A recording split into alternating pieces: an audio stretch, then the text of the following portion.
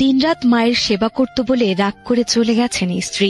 এদিকে মায়ের সেবায় সময় দেওয়ায় হারিয়েছেন একমাত্র চাকরিটাও। তবুও আরিফুলের চাওয়া, মা বেঁচে থাক, তাহলেই সব হবে পাওয়া। সন্তানের এই কষ্ট কাঁদিয়ে তোলে দুপা হারানো বৃদ্ধা মা রহিমা খাতুনকে।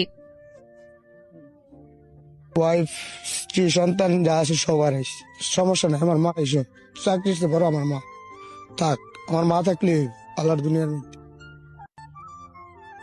গাজীপুরের শ্রীপুর উপজেলার বর্মি ইউনিয়নের সাতখামাইয়ের দুর্লভপুর পূর্বপাড়া গ্রামে বাস করেন ৬০ ঊর্ধ্ব রহিমা খাতুন ও তার ছেলে আরিফুল হাসান। ছোট ছেলে আরিফুলের পরিবার নিয়ে ৫ বছর আগে স্বাভাবিক দিন কাটছিল রহিমা বেগমের, কিন্তু হঠাৎ করে ২ পায়ে চুলকানি দেখা দেয় তার। পরবর্তীতে স্থানীয় চিকিৎসকের কাছে চিকিৎসা নিলেও সময়ের সঙ্গে সঙ্গে অবস্থার অবনতি হলে ঢাকায় চিকিৎসকের শরণাপন্ন হন। চিকিৎসকরা জানান তার ২ পায়ে মারাত্মক সংক্রমণ হয়েছে এবং পা দুটো কেটে ফেলতে হবে। ১০ বছর আগে অভাবের সংসারে ৩ ছেলে ও স্বামীকে নিয়ে কোনোমতেই চলছিল রহিমা খাতুনের জীবন, কিন্তু অর্থাভাবের ভার সইতে না পেরে স্ত্রী সন্তানদের রেখে চলে যান স্বামী জয়নাল আবেদিন। এরপর সবজি বিক্রি করে সন্তানদের বড় করেন তিনি। দুর্ভাগ্যজনকভাবে মায়ের এই দুঃসময়ে ছোট ছেলে আরিফুল হাসান ছাড়া বড় ছেলে রফিকুল ইসলাম ও মেজ ছেলে এমদাদুল হোসেন খোঁজ খবর রাখেন না।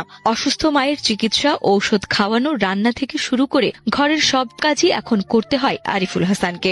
একদিকে মায়ের শারীরিক অক্ষমতা, শীতের কাপড়ের অভাব, অন্যদিকে সংসারের চরম অভাব, সব মিলিয়ে পরিবারটি আজ চরম মানবেতর জীবনযাপন করছে। পরিবার ও স্বজনদের দাবি, সরকারি সহায়তা ও চিকিৎসা সহায়তা পেলে হয়তো এই অসহায় পরিবারটি কিছুটা হলেও স্বস্তির নিঃশ্বাস ফেলতে পারবে।